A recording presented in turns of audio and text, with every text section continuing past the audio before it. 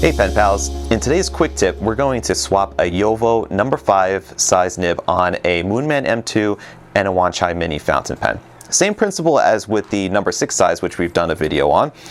And with this number 5, it's going to pull straight out because it's a friction fit. There is a collar that is in there that can be screwed out, but we're going to leave that in there because we're going to need to use that. So we have here our Edison number 5 nib, stainless steel nib. It's in a broad point. So with the Moonmans, they only come in the fine, so this is something you may want to consider doing if you get a Moonman.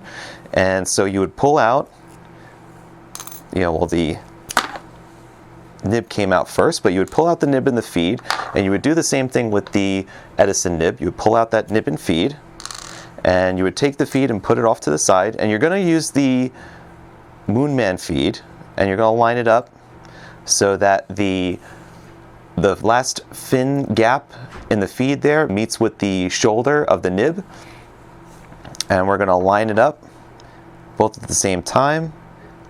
And we're going to kind of find that little sweet spot that goes in and just place it right back in here. And now you have yourself a broad stainless steel nib, Moonman M2, which is good because then you could use more of the ink that's inside of the pen. And so for the same deal with the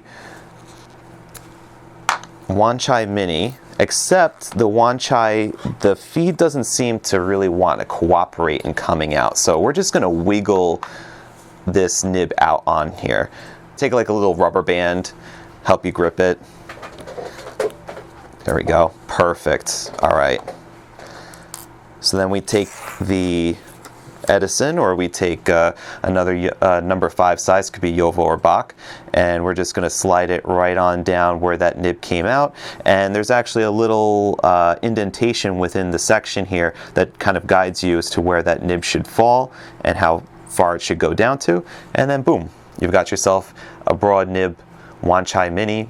And like I said, uses the ink a little bit faster than you would with, let's say, a fine or an extra fine. And you could also go with like an italic or whatever you have, and it's a fun little being able to swap out the nib.